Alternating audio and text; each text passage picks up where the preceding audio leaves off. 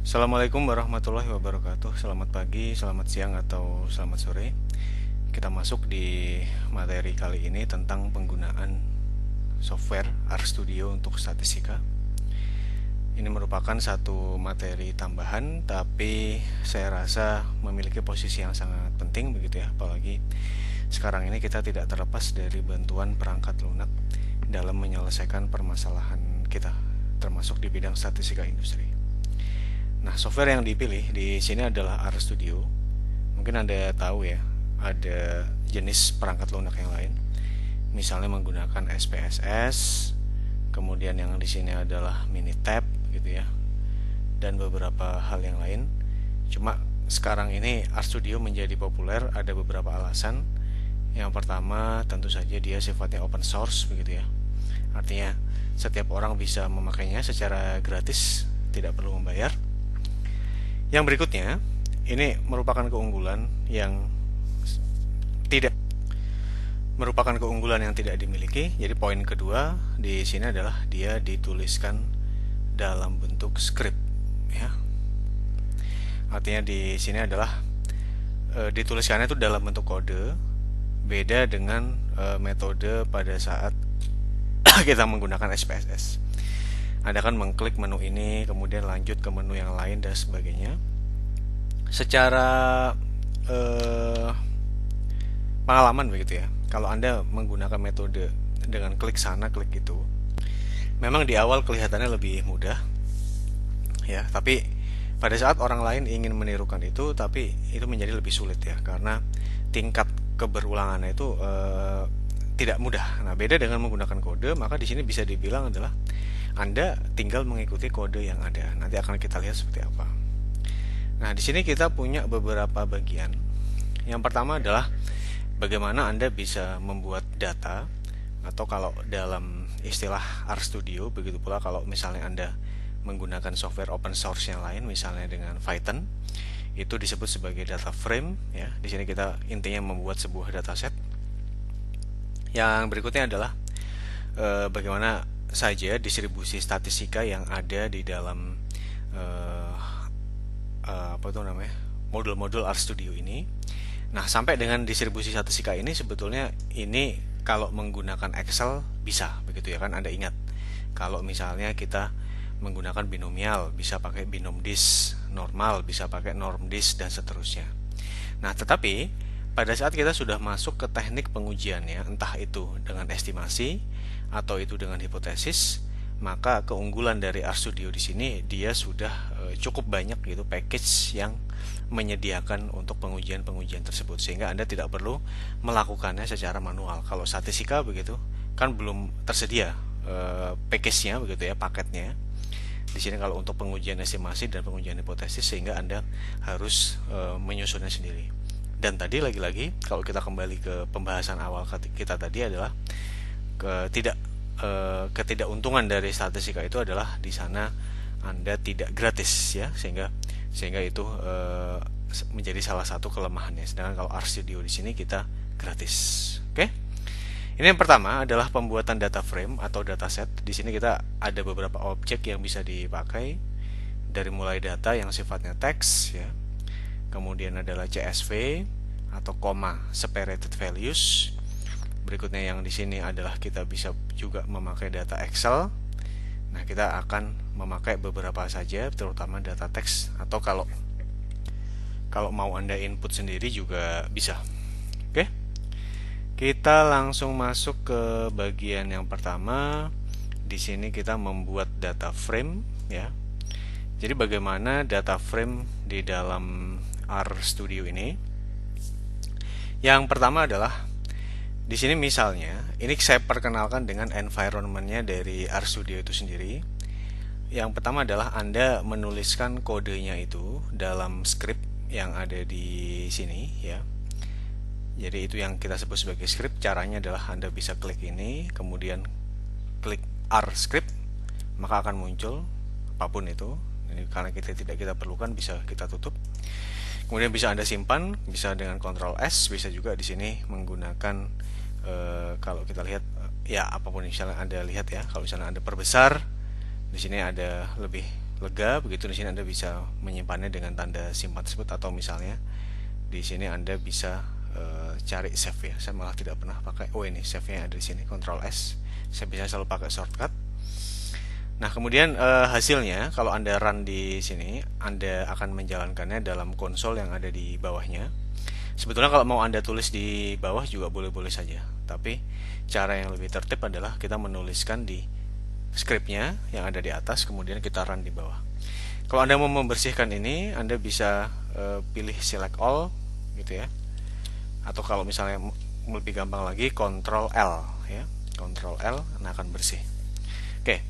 Misalnya yang pertama begitu ya. Anda ingin membuat data frame. Contoh kalau saya ingin membuat yang di sini, kemudian saya run, nah akan keluar N-nya seperti ini.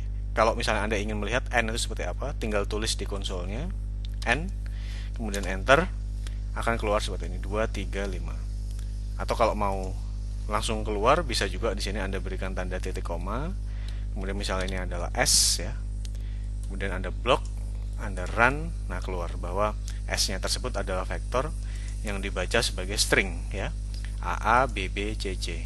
Nah, ini saya hapus saja. Kemudian yang di sini kalau kita lihat, ini misalnya saya kemudian ada dataset yang berikutnya, jadi adalah vektor kolom true, false, true. Sekarang ini adalah boolean gitu ya. Secara default sudah dibaca sebagai boolean. Nah, ini kemudian saya membuat sebuah data frame yang namanya adalah df dengan fungsi data.frame vektor n, vektor s, dan vektor b. Sehingga kalau ini saya run begitu ya. Kalau ini saya run, di sini adalah Anda lihat, kemudian saya bersihkan, Anda klik df, nah keluar seperti ini. Dia sudah dibaca sebagai kalau kita lihat di sini ya. Kalau kita lihat di sini dia sudah dibaca sebagai ada vektor n tadi, ada vektor s, ada vektor b. Ini nama vektornya sudah dipakai secara otomatis sebagai nama kolom yang bersangkutan. Jadi kalau tadi adalah vektor baris begitu ya, sekarang defaultnya adalah menjadi vektor kolom ya. Nah, itu adalah kita sudah membuat data frame yang sangat sederhana. Yang berikutnya di sini kalau Anda lihat ya. Di sini selain menggunakan indeks baris dan kolom begitu ya. Jadi maksudnya apa? Misalnya saya mau memanggil df, kemudian di sini adalah saya panggil df12. Dan kalau saya enter, nah df12 di sini adalah berarti baris ke-1, kolom kedua di situ adalah AA. Ya. Bisa juga Anda panggil dengan cara yang lain. Misalnya Anda panggil di sini 2S atau apapun begitu ya. Di sini kalau misalnya sebaliknya, misalnya saya ingin memanggilnya df yang isinya yang di apa tuh namanya? Yang di sini, kemudian di sini kalau kita lihat di sini adalah 3 begitu ya. Dan di sini adalah S. Kalau Anda jalankan, di sini dia akan keluar CC. Artinya apa? Ini adalah df untuk baris ketiga ya, kolom yang ke S ya, karena kita mengidentifikasinya nama barisnya adalah baris 1, 2, 3, sementara nama kolomnya adalah NSB. Jadi kalau df3S berarti dalam hal ini adalah kolom ketiga dan seterusnya. Nah, kemudian di sini jumlah baris dan jumlah kolom itu bisa Anda pakai begitu ya, dengan cara di sini ada number row, di sini kemudian number kolom, nama data frame-nya. Jadi contoh kalau ini misalnya saya jalankan ya. Di sini kalau Anda lihat di sini adalah number row ya. Kemudian adalah number kolom. Oke. Nah, kemudian di sini ini bisa berguna kalau misalnya Anda mau comment atau uncomment all, kan di sini kalau saya masih satu-satu ya. Misalnya di sini kalau komen saya menggunakan tanda pagar, kalau mau saya uncomment ya saya hapus. Tapi kalau misalnya Anda mau semua, Anda bisa Ctrl A, kemudian Ctrl Shift C. Nah, dilihat itu akan terkomen semua. Sementara kalau Ctrl Shift C lagi akan teruncomment semua. Kalau membersihkan tadi sudah kita tuliskan Ctrl L. Oke. Yang berikutnya di sini ya. Misal saya ingin melakukan proses importasi dataset. Misalnya kalau kita lihat ya, di sini saya punya data frame notepad-nya itu, saya tulis di sini ada 100, 200, 300, 400, A1, A2, A3 dan seterusnya. Nah, bagaimana saya melakukan proses importasi dari data setnya tersebut ya. Di sini kalau mau yang lebih tertib, Anda bisa melakukan yang pertama, Anda bisa melihat dia working directory-nya ada di mana begitu ya, tapi itu agak repot. Kalau mau lebih gampang, di sini Anda bisa melakukan proses importasi datasetnya tersebut. Di sini kalau Anda lihat ya, di sini kalau Anda lihat, di sini dia sebagai text base ya. Kemudian kita pilih tempatnya, folder dari dataset Anda tersebut. Sini saya di statistika industri. Ini adalah nama data frame-nya. Ya, kalau kita lihat di sini. Oke. Di sini Anda tanya begitu, apakah ada headingnya? Kalau ternyata Anda sebutkan ada heading, maka Anda lihat di sini 100 A1 B1 itu akan menjadi headingnya. Nah, ini yang di bawah itu adalah tampilan dari data frame-nya. Tapi kan ini kan tidak ya. Maka Anda jawab tidak begitu. Maka ini data frame-nya default akan menjadi V1, V2, V3. Anda bisa import. Ya.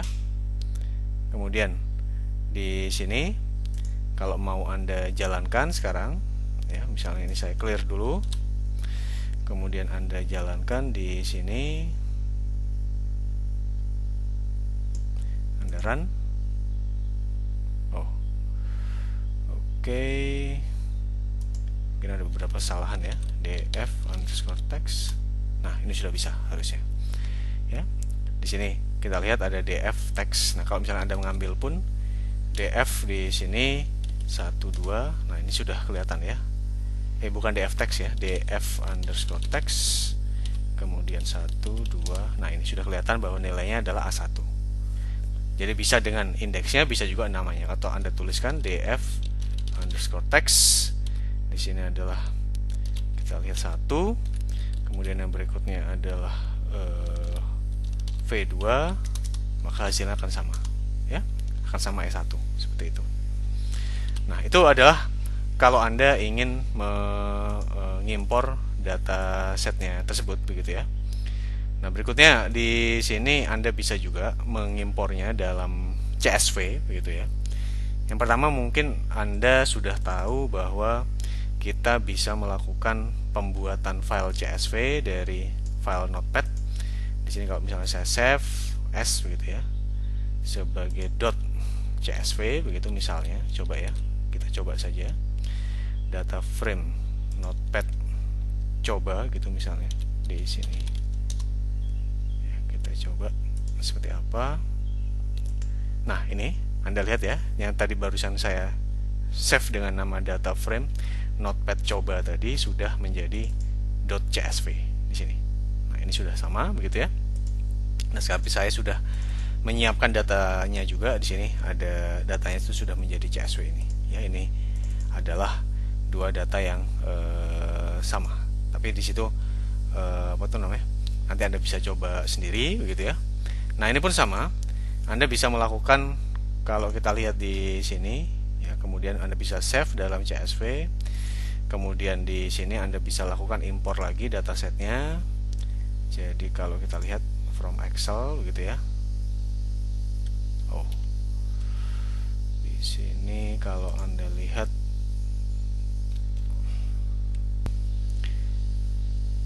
Anda bisa pilih from text tadi. Di sini from text sama seperti pada saat kita mau mengimpor Notepad. Di sini kita impor. Nah, ini kalau di sini kan sudah ada nama kolomnya begitu ya, maka ini dengan menggunakan heading ya. Karena kalau tidak menggunakan heading, kolom 1, 2, 3 ini akan dibaca sebagai data juga ya, maka kita gunakan di sini yes gitu. Oke. Supaya bersih kita close dulu. Kemudian di sini kalau Anda lihat, misalnya saya ingin menjalankan, nah sudah betul gitu ya, df underscore csv, saya jalankan ketemu sebagai di sini adalah kolom 1, kolom 2, kolom 3 ya, sudah tepat harusnya. Nah, bagaimana kemudian kalau saya, mungkin kalau Anda terbiasa menggunakan Python, mungkin Anda tahu bahwa ada satu fungsi yang disebut sebagai head ya. Itu gunanya adalah untuk melihat beberapa data pertama. Nah, ini pun sama. Head di sini adalah nama matriksnya, matriks df csv. Kalau saya enter, nah ini ketemunya seperti ini ya. Kemudian Anda ingin menjalankan tadi, kalau Anda ingat ya, Anda bisa memanggil jumlah kolom dan jumlah data and row gitu ya. Di sini adalah df underscore csv. Nah 3. Nah tadi nama data yang awal pun masih ada. Kalau Anda lihat misalnya n column gitu ya, adalah tadi namanya saya lupa, df text ya, df underscore text. Nah itu masih sama. Begitu pula tadi kalau misalnya Anda mau mencari tadi misalnya head gitu ya, head df, kan tadi kita membuat data frame-nya adalah df. Nah ini pun sama.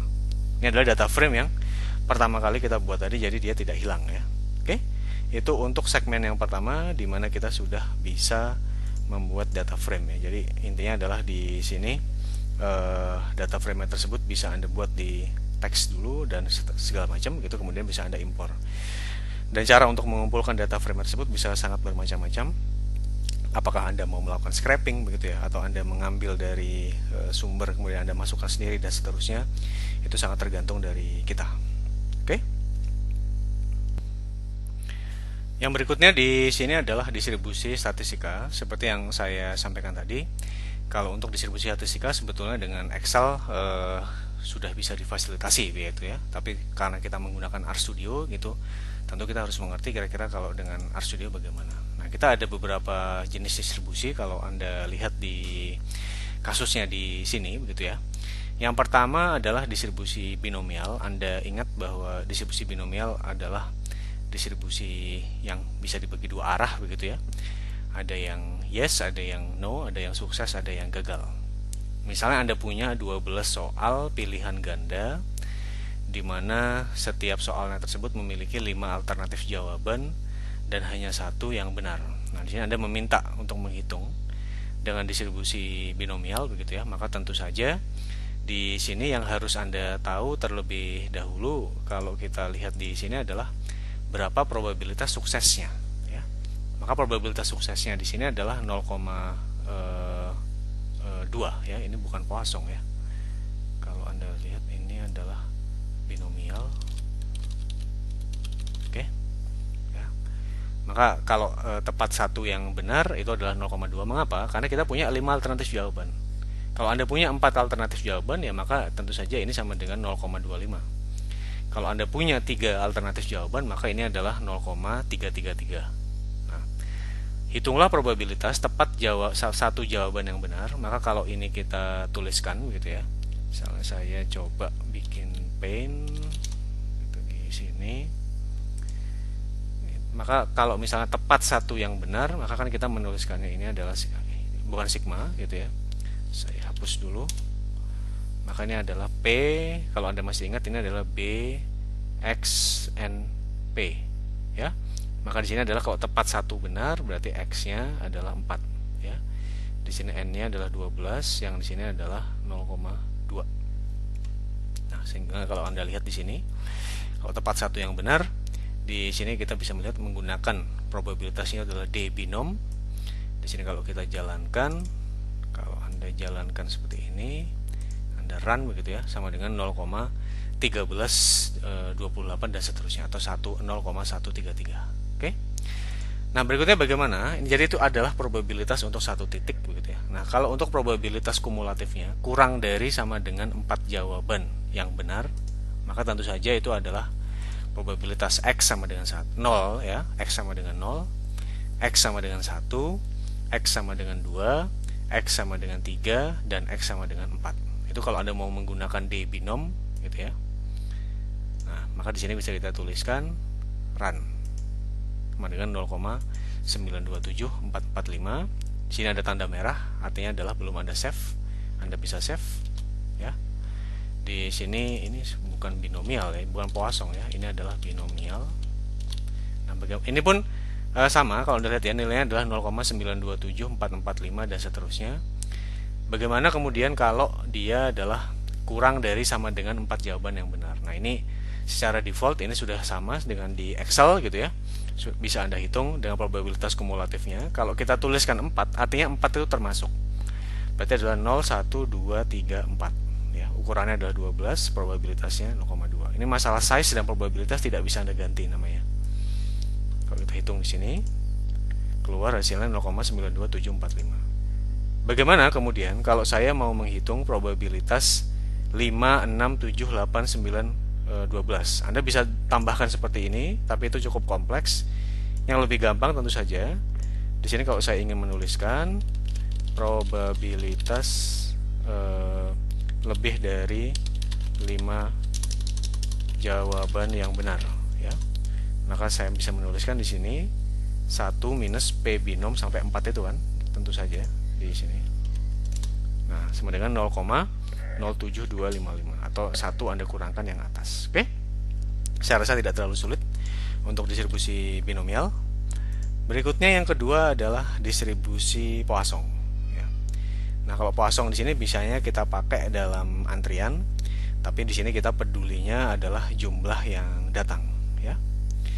Nah, misal dalam 1 menit rata-rata terdapat 12 menit mobil yang melewati jembatan, ya. Maka ini akan menjadi rata-ratanya, ya. Kalau Anda lihat akan menjadi lambdanya. Nah, Anda diminta untuk menghitung probabilitas kendaraan yang lewat jembatan dalam 1 menit. Yang lewat itu kurang dari sama dengan 16 mobil, begitu ya. Maka di sini tadi rata-ratanya adalah 16. Di sini kemudian kalau kita lihat berarti kita membacanya kalau Poisson seperti itu, ya, kurang dari sama dengan 16, maka kita lihat maka adalah X sama dengan 0, kemudian 1, 2 dan seterusnya sampai dengan 16. Ini kita sebut sebagai lower tail, ya. Di sini sudah saya tuliskan kalau untuk lower tail tersebut dia kurang dari sama dengan, ya. Oke. Yang berikutnya di sini sehingga Anda bisa jalankan untuk distribusi Poisson di mana dengan rataan sama dengan 16 yang lewat, ya. Rataannya adalah 12, bagaimana probabilitas di sini kurang dari sama dengan 16, ya. Ingat ya, ini adalah kurang dari sama dengan 16 yang lower tailnya ini. Oke, kalau kita hitung di sini ketemu 0,898 dan seterusnya. Nah, bagaimana kemudian kalau kita lihat di sini lebih dari sama dengan 17 mobil atau lebih dari 16 mobil juga sama, ya. Nah, Anda lihat di sini mengapa di sini lebih dari sama dengan 17 mobil tapi hanya dari yang 16, karena kan tadi hanya mulainya 16 bukan 17, karena memang ini kalau 17 kan kita sudah include, ya. Sudah include di situ kalau Anda lihat. Maka kalau saya jalankan di sini, ya, seperti ini. Atau kalau misalnya ini saya ingin tuliskan ini sama dengan A, ya. Kemudian yang di sini sama dengan B untuk membuktikan yang kita tuliskan itu sudah benar. Nah, kalau saya tulis seperti ini, ya. Kemudian A ditambah B, nah nilainya 1, ya. Artinya ini sudah betul. Kalau ini justru, ya, Anda tulis dari 17, maka nilainya akan beda. Ya. A ditambah B, maka akan beda lagi. Oke? Jadi harusnya bisa dimengerti, ya. Jadi yang betul karena di sini sudah saya tuliskan bahwa kalau untuk lower distribution itu Anda tulis false, maka dia akan menjadi upper distribution, ya. Ini kita bisa tuliskan lagi, Anda run lagi. Nah, itu hasilnya. Baik, itu untuk distribusi Poisson, ya. Berikutnya adalah untuk di sini distribusi eksponensial. Nah, eksponensial itu mirip dengan Poisson, biasanya banyak dipakai di sistem antrian. Tapi kalau Poisson adalah distribusi diskrit. Di sini adalah kalau eksponensial adalah distribusi yang sifatnya kontinu. Nah, misalnya ada rata-rata waktu pelayanan sebuah kasir, ya. Kalau tadi Poisson yang rata-rata itu adalah jumlahnya yang datang. Nah, sekarang adalah waktu pelayanannya. Nah, kalau rata-rata waktu pelayanan di sebuah kasir adalah 3 menit, ya, jadi Anda lihat di sini rata-rata 3 menit. Nah, kita menuliskan rate-nya, ya. Jadi kalau rata-rata itu adalah lambda, yang kita tuliskan adalah 1 per lambda. Maka hitunglah probabilitas di sini seorang pelanggan dilayani kurang dari 2 menit. Ya, maka di sini tidak terlalu sulit cara menyelesaikannya. maka Anda bisa menggunakan P eksponensial. X-nya berarti tadi adalah kita tuliskan 2 menit, ini adalah rate-nya. Atau kalau Anda mau lebih konsisten begitu ya, boleh juga Anda tuliskan seperti ini, lambda gitu misalnya, atau lambda sama dengan 1/3, kemudian X sama dengan 2 ya, hasilnya akan sama saja. Maksudnya kalau misalnya kita run ketemu 0,4869 dan seterusnya, atau kalau mau ini saya tulis jadi X, ini rate sama dengan lambda, juga boleh-boleh saja. Lebih konsisten justru ya. Ini sudah dicatat sebagai variabelnya.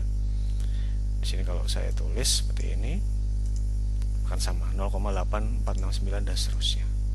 Oke. Kemudian yang itu adalah untuk distribusi eksponensial. Yang berikutnya adalah distribusi normal. Nah, ini aplikasinya banyak sekali ya. Ini sering sekali kita pakai kalau untuk statistika. Jadi misalnya ada nilai ujian masuk sebuah perguruan tinggi mengikuti distribusi normal dengan rata-rata 72 ya. Dan standar deviasinya 15,2. Jadi ini adalah mu, yang di sini adalah sigma. Dua-duanya tentu saja adalah parameter dari populasi. Oke. Anda diminta untuk menghitung persentase atau probabilitas seperti ya. Peserta ujian yang di sini adalah nilainya lebih dari 84.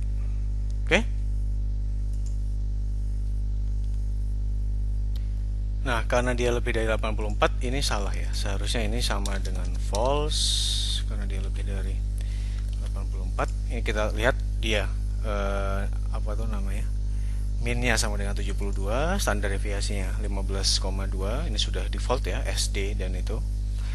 Kemudian ini adalah nilai 84 kalau Anda tuliskan di sini ya, 0,214. Bagaimana kemudian kalau probabilitas kurang dari sama dengan 84? Nah, Anda tentu bisa ganti menjadi true ya. Boleh dijalankan lagi 0,78. Anda lihat ya kalau dijumlahkan nilainya sama. Oke. Saya kembalikan ke false. Jadi itu adalah untuk distribusi normal, tergantung apakah one tail, two tail atau seterusnya. Nah, yang berikutnya di sini kalau kita lihat adalah distribusi chi-square ya. Jadi kalau Anda masih ingat, distribusi chi-square itu adalah distribusi untuk kalau tadi ya, kalau misalnya Poisson, eksponensial, kemudian binomial, normal, itu semua kan untuk rataan. Tapi kalau untuk chi-square, maka di sini adalah dia distribusi dari variansi untuk satu populasi. Ya. Nah, sini Anda diminta begitu. Berapa persentil ke 95 dari sebuah distribusi chi-square dengan derajat kebebasan 7 misalnya, ya. Misalnya ada luasnya, maka luasnya inilah sama dengan 0,95. Diberikan V-nya sama dengan 7 karena nilai V yang berbeda akan mengakibatkan bentuk distribusi yang berbeda kalau untuk distribusi chi-square. Sehingga bisa saya cari di sini. Anda run, nilainya adalah sebesar 14,06714. Nah, itu cara kita untuk distribusi chi-square begitu ya. Berikutnya, kalau Anda mau mencari begitu ya, berapa probabilitas dari, karena biasanya kan kalau untuk nilai kritis begitu, biasanya yang kita perlukan kan adalah nilai dari chi-square-nya ya, maka bisa Anda bandingkan dengan nilai chi-square yang Anda hitung untuk uji hipotesis atau estimasi Anda itu ya. Tapi kalau Anda mau mencari probabilitas chi-square bisa dengan P chi-square. Di sini saya mencontohkan dengan persentil karena biasanya yang dipakai untuk hipotesis adalah itu. Oke. Yang berikutnya adalah ini adalah distribusi T student begitu ya. Distribusi T student di sini kalau Anda lihat. Nah, bagaimana kemudian ini adalah two tail begitu ya. Kalau distribusi T student Anda mungkin mengingat juga bahwa bentuknya sangat mirip dengan distribusi normal. Nah, di sini Anda diminta mencari persentil ke 25% ya berarti. Yang di sini kemudian 97,5%. Ini luas yang di sini sama dengan 0,25, luas di sini sama dengan 0,025. Nah, itu kalau Anda lihat, maka caranya adalah probabilitas batas bawah. Di sini adalah ini 0,25 atau 0,025 ya. Ini rasanya 0,25 ya harusnya. Persentil ke 2,5 mungkin yang lebih tepat sepertinya kalau kita lihat di sini. Ya. Kemudian kalau kita lihat di sini yang atas adalah 0,975 dengan degree of freedom tadi adalah 5. Nah, ini akan menghasilkan dua nilai secara langsung. Ya, ini adalah minus 2,5, simetris pasti ya. Ini pun sama, biasanya kalau uji hipotesis Anda diminta untuk mencari nilai kritisnya. Tapi kalau Anda mau mencari berapa peluangnya bisa menggunakan PT ya. Yang terakhir adalah untuk segmen yang kedua, yang pertama ini ya. Jadi Anda bisa mencari dengan untuk distribusi F ya. Distribusi F sangat mirip dengan distribusi Chi-square, cuma kalau ini kenapa derajat kebebasannya ada dua? Tentu saja karena dia berasal dari dua buah populasi ya, populasi 1 dan populasi 2. Maka di sini Anda lihat berapa persentil untuk yang ke-95 begitu ya. Dimana dari populasi 1 V-nya 5, populasi 2 V-nya 2. Di sini kalau kita lihat nilainya adalah 19, sekian. Ya, biasanya distribusi F banyak dipakai pada saat kita menghitung ANOVA. Baik, kita sudah belajar di segmen 1. Yang pertama adalah membuat data frame. Yang berikutnya adalah membuat bagaimana distribusi probabilitas. Saya rasa demikian untuk segmen 1.